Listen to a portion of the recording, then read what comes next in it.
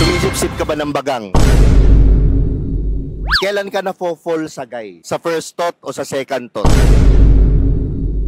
Walang hiniling sa'yo si guy na gawin mo naman to, ganyan. Doon mo masusure na, oy, okay to. Nagpapangain ka? Oo. Sinayawan mo, isugo mo. Oh yeah, Daddy!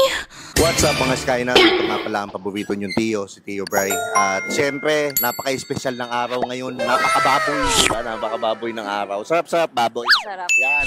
Okay. Maraming salamat sa JJ's Lechon House. Dito yan sa May Kawit, Cavite. Siyempre, kung saan madaming nagkakawit. Hey yo, what the fuck? Lugar. At siyempre, bilang paborito niyong Tio, meron na naman akong alay sa inyo aside sa masarap na lechon. Meron akong ipapakilala sa inyo. Ang pangalan niya ay Sab Lorenzo. Sab Lorenzo, actually, isa to sa Static Girls na kasama ko ngayon. Shoutout nga pala kay J Flava. Yan. Yeah. Ano ba si J Flava? Magaling ba? Babaero yun eh. Babaero ba? What? Super. Buti na lang ako hindi. Ayan. Oo, hindi talaga. Wala akong hilig. Nope. Okay, may question lang ako, Sab. Ilang taong ka na? 23. Hindi yung body count, yung edad. Ilang taon na? 23 nga. 23, okay. So legal na? Yes. Okay. Walang nanay na magpapabura ng video? Ay, wala. Walang boyfriend na magpapabura? Wala. Okay yan, safe. Ayaw ko yung nagbubura ng video. Okay, so pwede ka bang contentin? Pwede. Ano pang hinihintay natin? Contentin na yan. Okay. Bakit nag-cheat ang babae? Hindi ko pa naranasan mag-cheat eh. Pero feeling ko kaya nag-cheat kasi may something sa lalaki na hindi niya nabibigay sa babae. Like katulad ng... Huh? Ganun. Ano? Ganyan. Oo, kasi yun. Maliit. What?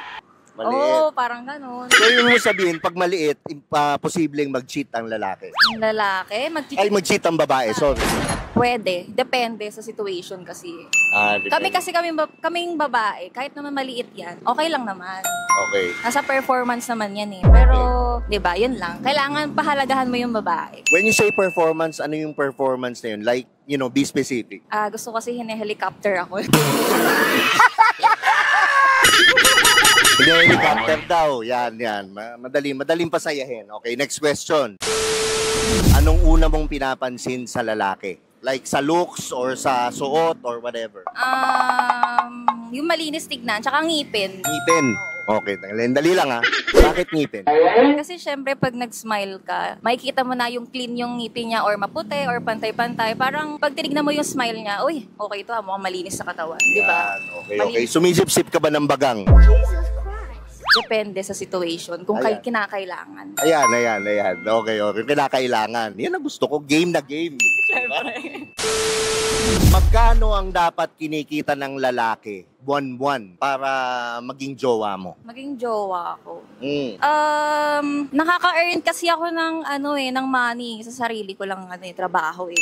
Kaya kahit wala akong parang magbigay ka ng pera sa akin, parang wala akong kailangan na magbigay ka sa akin or buwan-buwan money, basta walang money, kinami ganun. Okay, so okay lang. Kasi okay lang kahit ikaw magbigay. Kasi may pera naman ako eh. Okay, pero so okay lang sa'yo, halimbawa broke siya, ganyan. Oo, okay lang. Hindi ako siya pera. Wow, sana all, di ba? Napakabait. Paano mo malalaman pag sex lang ang habol sa'yo ng lalaki? Feeling ko, pag yung magkikita kami, tara, ready ka ba? Tara na, sogo tayo or anything hotel, ganun na lang.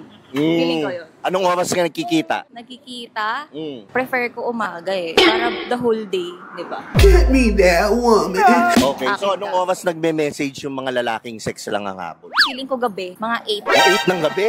Maaga pa yun. Maaga. May mga iba akong alam, kahapon yung na-interview ko, 1 o'clock daw. What? Oo. 1 ng madaling araw? Madaling araw, oo. Okay. Ako, nagme-message ako 11:30. So, medyo okay pa. Okay, sige. 11:30, okay naman. Oo. Ano yung mga message ng mga lalaking sex lang habol sa'yo? Naremas tayo. Pwede. Pang Gen Z. Kailan ka na-fall sa guy? Sa first thought o sa second thought? Second thought. Sa second thought? Bakit sa second thought? Siyempre, ganun talaga. May mga, tayo eh. Kanya-kanya tayong gusto eh. Diba? So, okay. second thought. Ayoko nung Sa first. second thought. Ayaw mo lang first. Yes. Second talaga. Pwede. Maganda yung sagot niya, ha? Okay. Para safe? Safe lang. Ano yung safe dun? Para second thought, parang doon mo masusure na, uy, okay to. Nga ganun. Second thought mismo. Ano ang wildest request sa'yo sa bedroom? Sa bed? Simple lang kasi ako eh. Kumbaga, bahala ka na. Kung ano gawin mo, okay na ako dun. Panoorin mo kung paano kuminaw. Ice cold, malamig o gininaw. Hindi ako Pero masyadong walang hiniling sa'yo si Guy na gawin mo naman to, ganyan. isubo ang lechon. Yun lang naman. Isubo ang lechon? Okay. Paano ka sumubo ng lechon? Dahan-dahan ba o diretso? Ano? Depende. Pag lasing, dire-diretso. Pero pag hindi, sweet girl lang.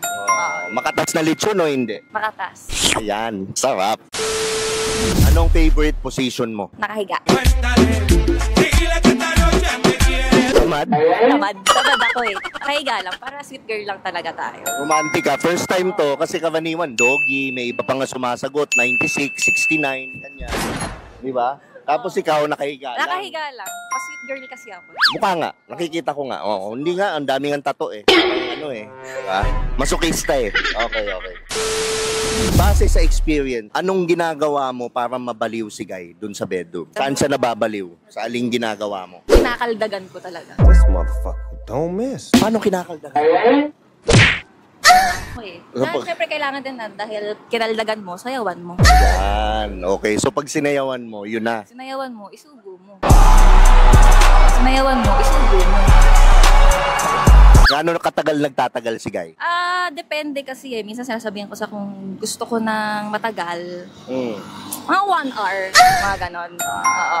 1 Okay na ako doon. Kasi syempre pagod na din ako noon. Pero kung mabilis lang, kahit mga 20 minutes, okay na ako. Pwede. Realistic. Oo. Realistic. Hindi, not asking for too much. Oo, wag masyadong. Baka mag-lock na. Baka pag... Oo, uso nga ngayon yung naglalak. Diba? Baka mag-lock na yun. Nakakatakot na yun eh.